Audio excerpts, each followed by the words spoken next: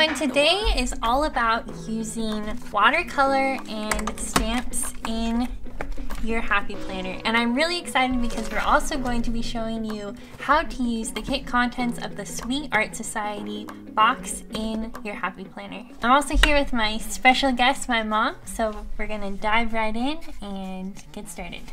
The idea behind the Sweet Art Society is that each of us is an artist. Nicole provides sample sizes of quality products with instructions to practice new techniques. She encourages us to branch out into new art avenues and to have fun while we're at it. And this month, we're learning how to watercolor. First, we have this exclusive stamp set of Bob Ross. And she also included some high quality paper for making cards, as well as some watercolor paper. There are envelopes for the cards and a Da Vinci Paint Company palette with some paint inside in various colors, as well as a water brush. So before we start, I just want to let you know that my mom and I are just beginners at watercoloring and stamping, but we wanted to share with you some ideas for using watercolor and stamps in your planner, and also share with you what we learned from the mistakes that we made along the way. First, I took out the pages of my Happy Planner and I placed down some paper towels so that the surface doesn't get wet. And then we applied a gesso onto the squares to prevent the watercolor from soaking into the Happy Planner page. Yeah, so here I am trying to make smooth strokes across the page so that it wouldn't have any texture to it. I wanted it as smooth as possible because we're going to be stamping onto this. So I'm using a clear stamping block to remove any excess gesso that got into the page. Now I'm creating a mask using washi tape to prevent the gesso from flowing into the other squares on the Happy Planner page. And here we are applying the gesso again inside of the mask. Like someone pretty need a different side of me. Yeah. Here we are squirting water from our water brushes into the palette that came with the kit this month. So we're getting the paint wet, and then so we can move it into the other palette so we can mix the colors together to create new colors.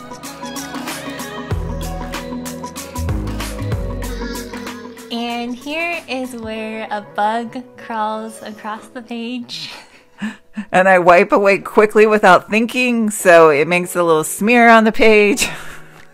So we kind of have bug guts on our spread, but don't worry about that. Here we are applying, it's a medium that's sold along with the regular gesso. This one is clear, where gesso is opaque and you can't see through it. We're using this clear medium over the dates so that when we do a wash of watercolor, you can still see the dates through it. There'll be a link down below to show you the gesso and the medium. And the reason why we don't just use clear gesso over the entire page is because the clear gesso doesn't prevent as much water from getting into the page as much as the actual opaque gesso that we're using.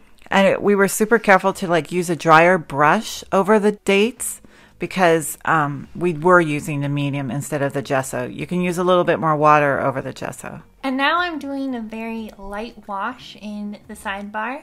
I'm trying to create an ombre effect. I'm adding color and then squirting some water on and trying to mix it into the previous color that I added.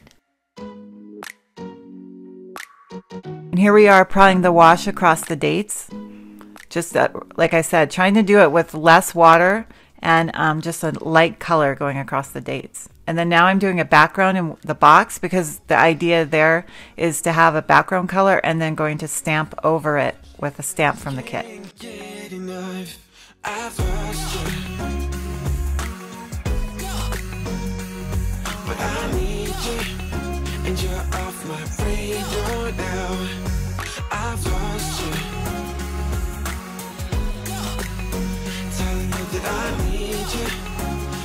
Off my radar now.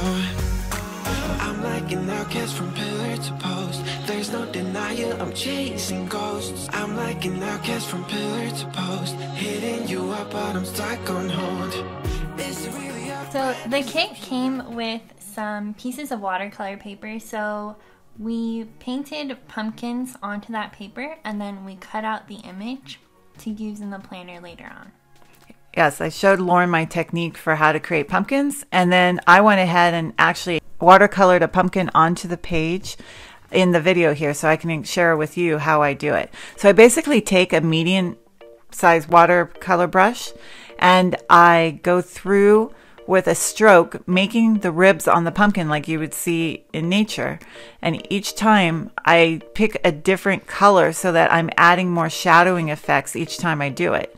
I went ahead and I painted a stem up on top, and then I took the lighter colors first, and then I'm coming back, but I'm using as much of a shadowing effect as I can, like leaving space in between each of the strokes so that you can still see the other color.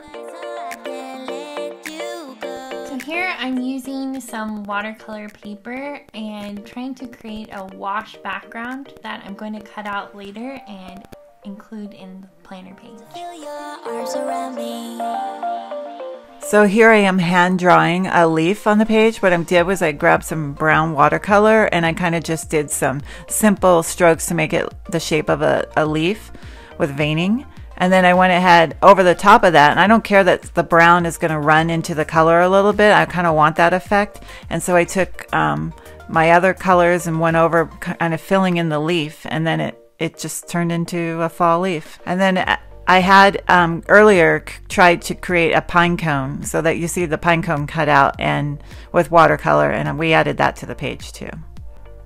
I'm taking the watercolor background that I created and punching it out using a Happy Planner regular size planner punch. They have them for the large planner, and then they've got it for the regular size planner, and this one's the regular size planner. But when I see you, when I get there, I could travel 1,000 miles just to feel your arms around me. And here I am trying out. I've been practicing my lettering, and this isn't the best, but I'm trying to hand write the Thanksgiving to include in the planner.